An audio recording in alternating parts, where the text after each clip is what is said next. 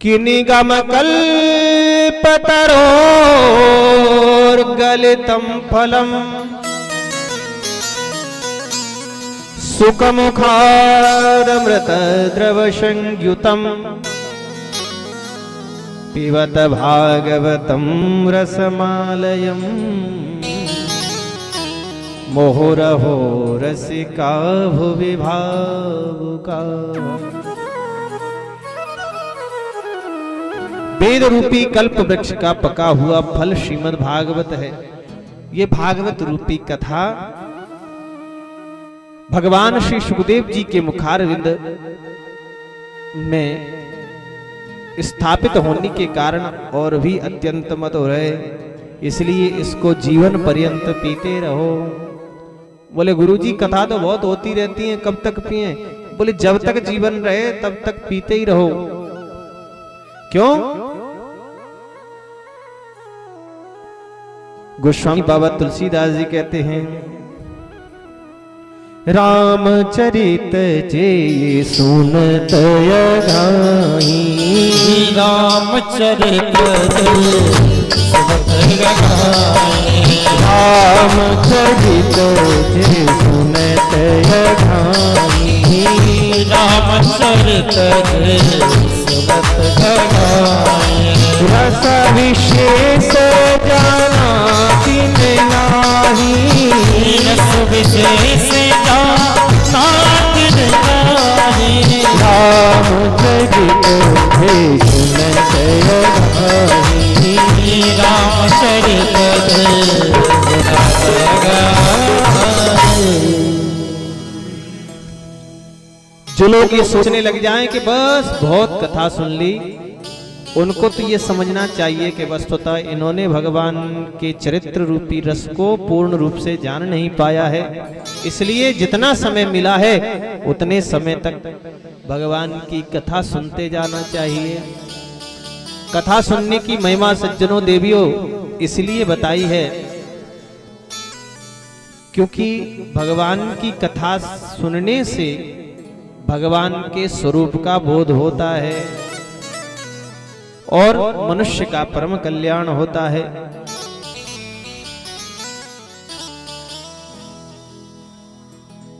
कल हम लोग कथा सुन रहे थे, नेमिषारण्य की भूमि में शौनकादिक 88,000 ऋषियों ने सूत जी महाराज से कुछ प्रश्न किए थे।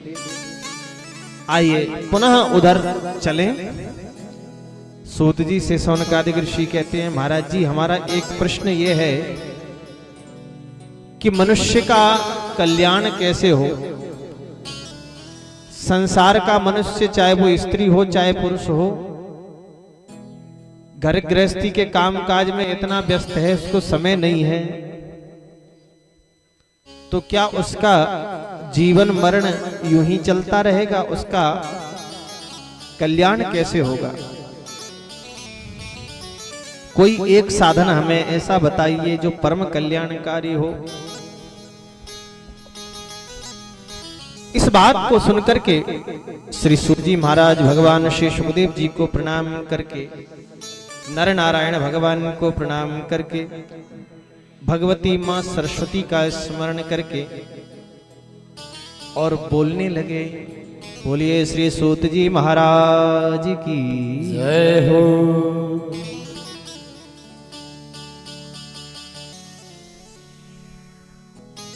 श्री सूत जी महाराज कहते हैं, हे ऋषियों सावधानी पूर्वक सुनो।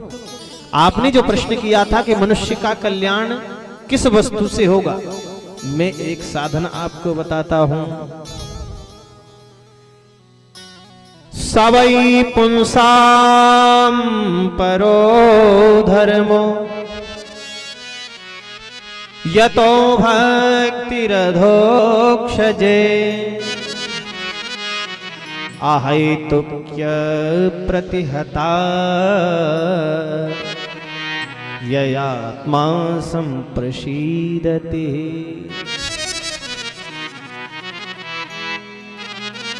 मनुष्य के कल्याण का साधन है भगवान के चरणों की प्रीति, भगवान के चरणों में भक्ति। देखो कोई भी कार्य हो समय से करना ही ज्यादा उचित रहता है। और समय निकल जाए फिर आप उस कार्य को करते रहो तो क्या मतलब हो।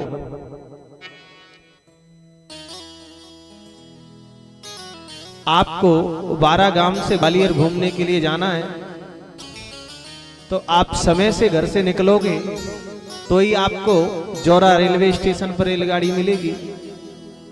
यदि आप घर से ही लेट निकलोगे तो गाड़ी कैसे मिलेगी। गाड़ी आपकी प्रतीक्षा नहीं कर सकती है। यदि गाड़ी में बैठना है तो आपको पहले पहुंचना पड़ेगा। बोलो राधे राधे। हाँ जी या ना जी बताओ, सही है कि नहीं। यदि आपको बारा से ग्वालियर घूमने के लिए जाना है तो जौरा रेलवे स्टेशन पर गाड़ी में बैठने के लिए घर से समय से निकलना पड़ेगा। इसी प्रकार से श्रीमद् भागवत कथा कहती है, यदि भजन करना चाहते हो तो बुढ़ापे की प्रतीक्षा मत करो। सत्संग करना चाहते हो तो बुढ़ापे की प्रतीक्षा मत करो। यदि बचपन में मिला है तो बचपन से ही आरंभ करो। यदि जवानी में मिला है तो जब मिला तब से ही आरंभ करो। आवश्यक नहीं है कि बुढ़ापा आएगा। कितने लोगों का बुढ़ापा आता है, कुछ तो बीच में ही चले जाते हैं। आवश्यक नहीं है कि बुढ़ापा आएगा। किसी ने बड़ी सुंदर पंक्तियां कही हैं,